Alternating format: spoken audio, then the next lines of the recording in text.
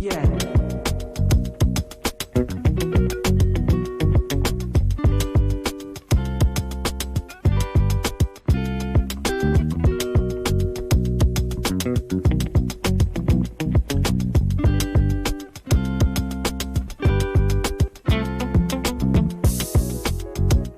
Well, hello, and welcome to the Lockhart Radio Podcast. I am your host, Felicia Lockhart, and the day is Sunday, September 29th, 2024. We've got a few stories, but we're going to first look at the title that you see here. Biden broke his word to Congress, and then I add, of course, and the American people. We'll be right back. Make sure that you share, like, and if you're not subscribed, remember to subscribe. Um, I hope that everybody has got their coffee this morning and that you're up and about already. And I hope everybody is doing a little sky watching, up there in the clouds, comet style. Anyway, we'll be right back as we're going to cover this story. We really are. Hey everyone, it's me, Felicia, of the Lockhart Perspective and Headlines with a Voice. I want to tell you a little secret. This is what I used to do because I don't do it anymore. I would go to the store, buy the barbecue sauce, pour it inside of a bowl, put a whole bunch of different spices, a dash of brown sugar, a dash of maple, and a dash of mustard, stir it all around, and everybody would be like, oh my gosh, this is the best, this is the best. But I was exhausted after all of that, and a lot of times I couldn't remember how many dashes of what I put in it. But I don't have to do that anymore because now I just go to Judge Joe Brown's website and I order his 3-pack of bottled barbecue sauce. It is by far the best, and I do mean the best barbecue sauce I've ever eaten. And when you go to his website and you order his 3-pack, you'll see exactly what I mean. Head on over to jjbbbq.com and order Judge Joe Brown's barbecue sauce. You'll be glad you did, and you're going to tell me about it. I know you will.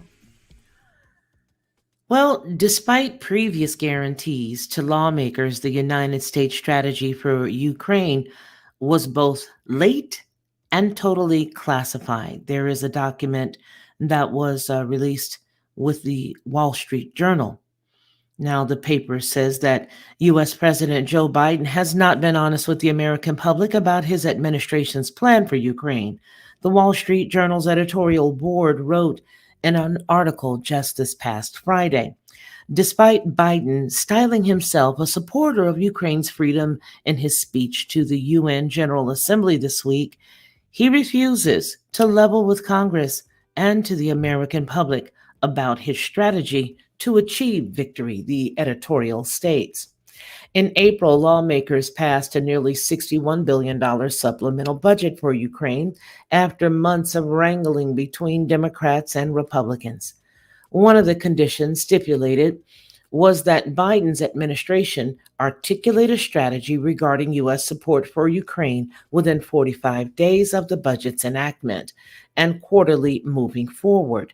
Here's a quote from the Wall Street Journal.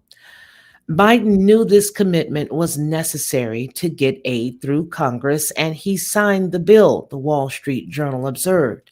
Despite this, the strategy was submitted, quote, months after the congressionally mandated deadline, close quote, the newspaper said, cited a press release from the GOP lawmakers.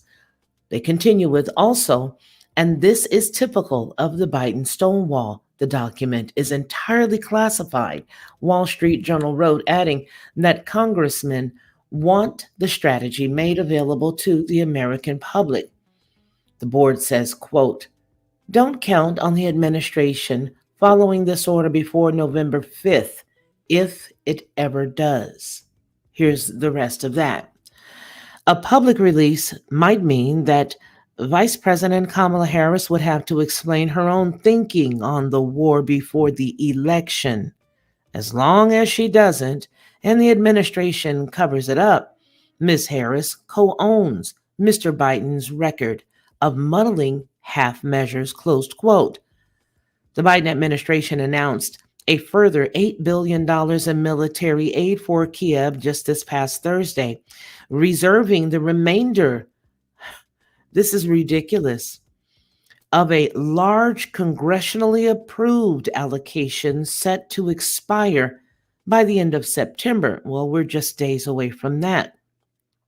This came after the Ukrainian leader Vladimir Zelensky visited the United States to pitch what he termed as a victory plan to his biggest sponsor. According to several Western media sources, Kiev's wishes are now increasingly clashing with those of its backers in the West. Its allies have also so far denied its more urgent demands to allow the West supplied arms to strike deep into Russian territory. Meanwhile, Zelensky has rejected any possibility of a compromise with Russia and ruled out negotiations. Ukrainian officials have suggested that escalating the conflict could force Russia to settle on Kiev's terms. Moscow views the conflict as a de facto proxy war and has warned that if Kiev is given permission to use Western long-range missiles, any such attack will be viewed as an act of war. I don't really know how to follow that up, to be honest with you. I think there's a lot on the bone there. There's definitely a lot to think about.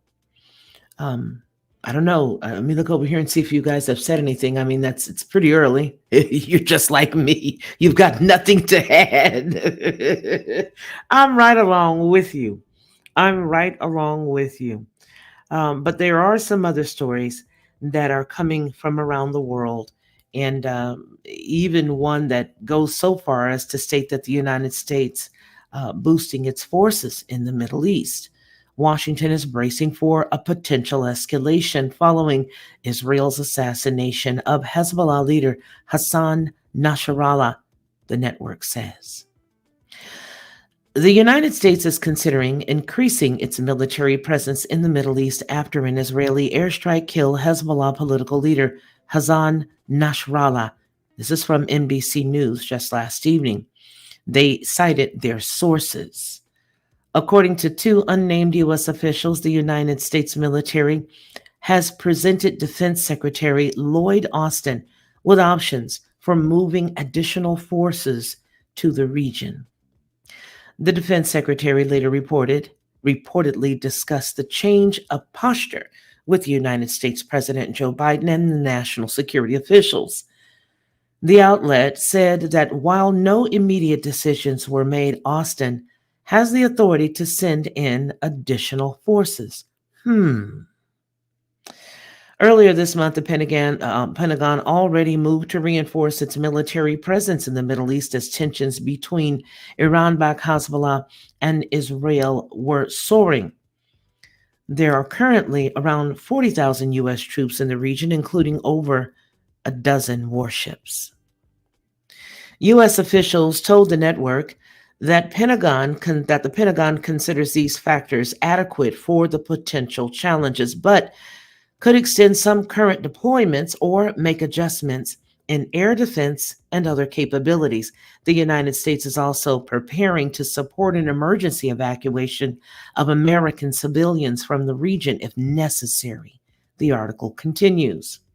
Now, tension in the Middle East escalated on Saturday after Israel conducted an airstrike on a Hezbollah compound in Beirut, killing Nasrallah. The Islamist group's longtime leader and sworn enemy of the Jewish state. Officials in West Jerusalem also claim to have wiped out nearly all of Hezbollah's military leaders over the past few weeks. Following Nasrallah's assassination, Hezbollah pledged to continue its, quote, jihad in confronting the enemy in support of Gaza and Palestine. Iranian Supreme Leader Ayatollah Ali Khamenei warned that the blood of the martyr will not go unavenged, close quote. The Israel Defense Forces said that it is ready to repel a potential retaliation with military placed on high alert, and unarmed U.S. officials, unnamed, I should say, and probably unarmed too, because as you all know, we hang out over there quite a bit. quite a bit. We don't know exactly where everybody is, but we do know we hang out over there quite a bit. So, unnamed U.S. officials told the Washington Post that the Biden administration is also bracing for an escalation, adding that it is difficult to predict what might follow in the coming days, with the main risk being Iran's response to the assassination. U.S. officials have also complained that they had no prior warning from Israel about the plot to kill Nasrallah. I can't believe that.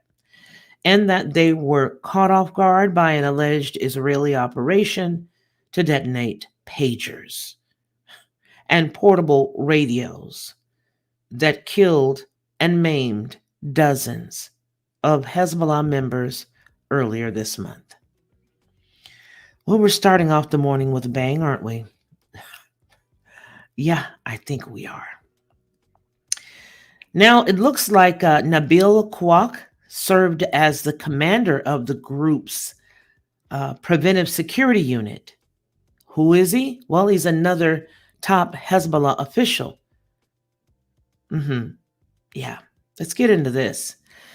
The Israeli military has claimed to have eliminated another senior Hezbollah official, Nabil Kwak, who sat on the group's central council.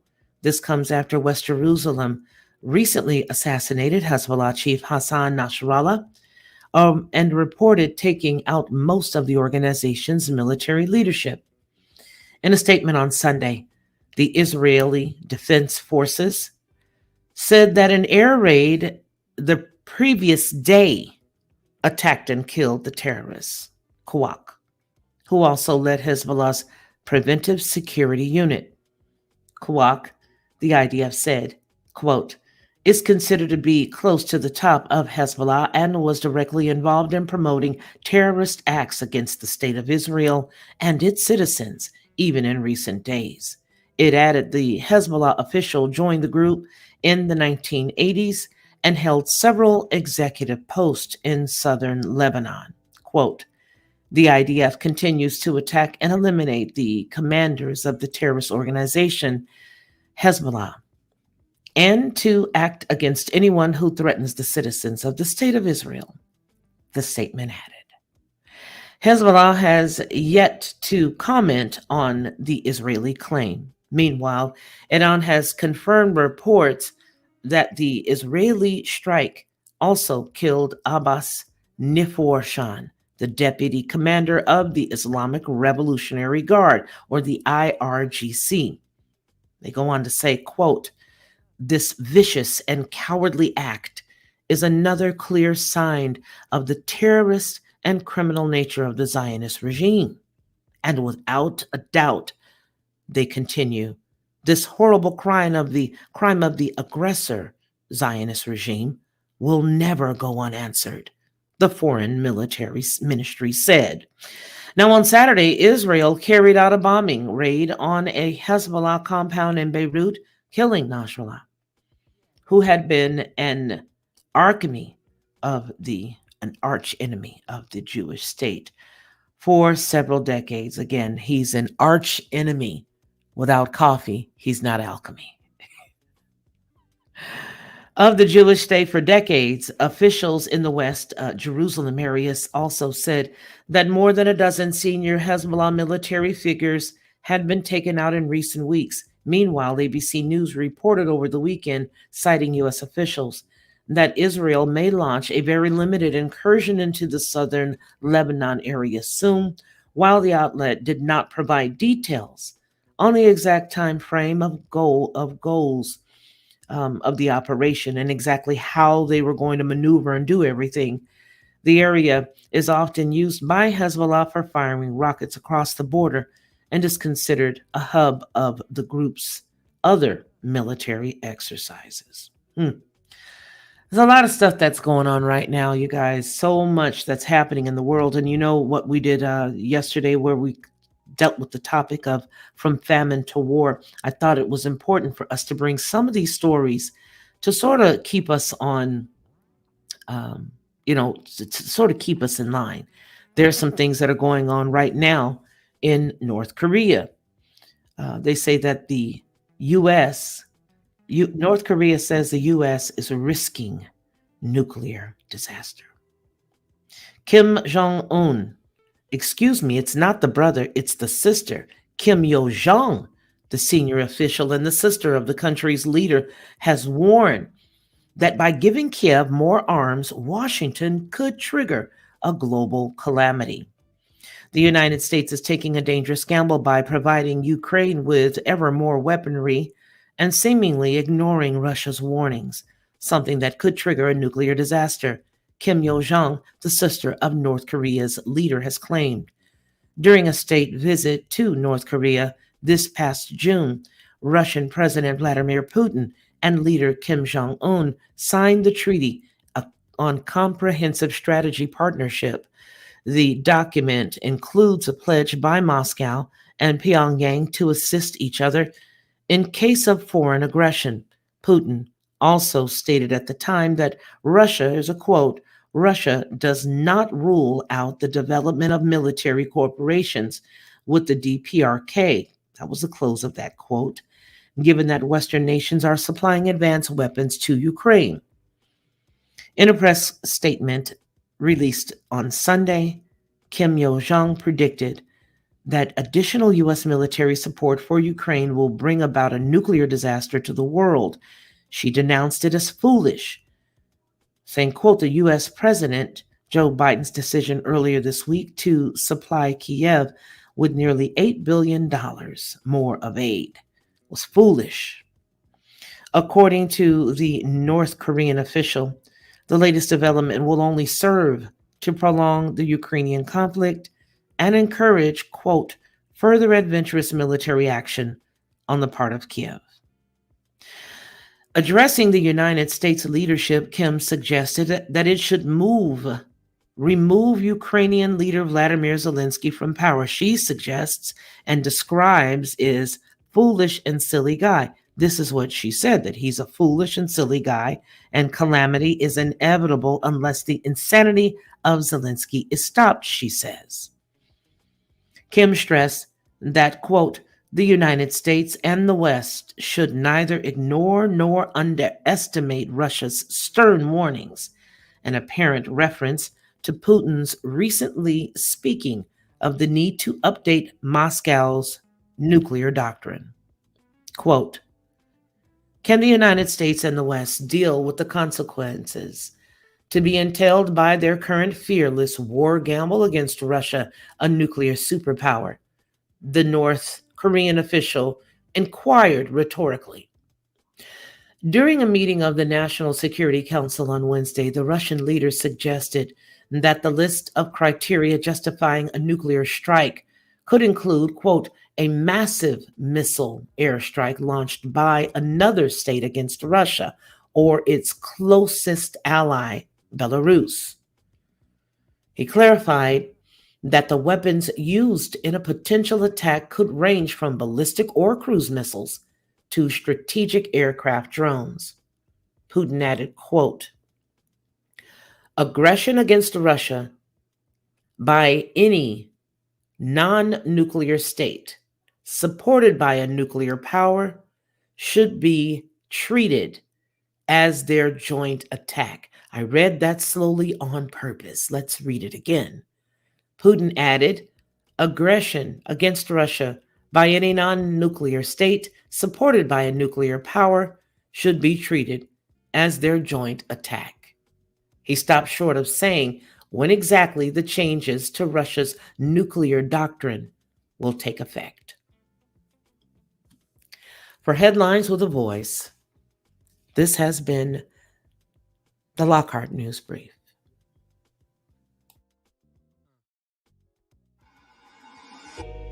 The Lockhart Perspective.